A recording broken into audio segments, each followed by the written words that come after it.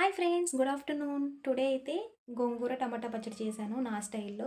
Process అయితే ఎలా చేసుకోవాలో చూపిస్తాను, చూసేయండి. అయితే నేను 2 గోంగూర కట్టలు తీసుకొని వాటిని నీట్‌గా క్లీన్ చేసుకొని పక్కన పెట్టుకున్నాను. ఇప్పుడు స్టవ్ మీద కడాయి పెట్టుకొని లైట్‌గా ఆయిల్ వేసుకొని దాంట్లోకి ఒక 10 పచ్చిమిర్చి అలాగే గోంగూరను కూడా యాడ్ చేసుకొని మూత పెట్టుకొని ఇదంతా మగ్గపెట్టుకోవాలనమాట. చూడండి, మగ్గిపోయింది కదా! ఇదంతా మగ్గిపోయిన దాన్నంతా ఒక ప్లేట్‌లో తీసుకొని చల్లారపెట్టుకోవాలి. ఇప్పుడు అదే కడాయిలో ఆయిల్ వేసుకొని నేను ఒక ఆనియన్ తీసుకొని వాటిని పీసెస్‌లా కట్ చేసుకొని అవి కూడా యాడ్ చేసుకున్నాను. ఇప్పుడు అటు ఇటు కలుపుకుంటూ ఒకసారి అంతా బాగా ఫ్రై చేసుకోవాలి. అలాగే ఒక 4 టమాటోస్ కూడా తీసుకొని వాటిని కూడా పీసెస్‌లా కట్ చేసుకొని అవి కూడా దీంట్లో యాడ్ చేసుకోవాలి. ఇదంతా కలుపుకుంటూ ఫ్రై చేసుకోవాలి. ఇప్పుడు దీన్ని ఒకసారి మూత పెట్టి మగ్గబెట్టుకోవాలనమాట. ఇదంతా మగ్గిపోయింది కదా!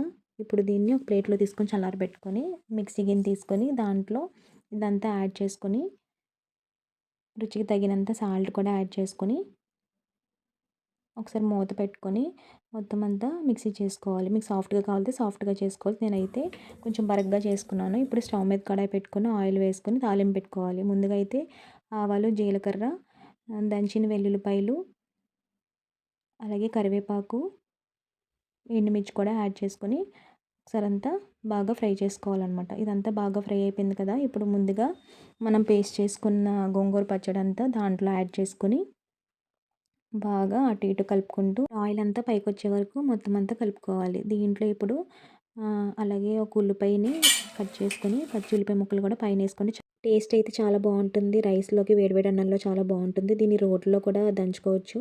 నేనైతే మిక్సీ పట్టుకున్నాను. వీడియో నచ్చితే లైక్ చేయండి, షేర్ చేయండి, సబ్స్క్రైబ్ చేసుకోండి.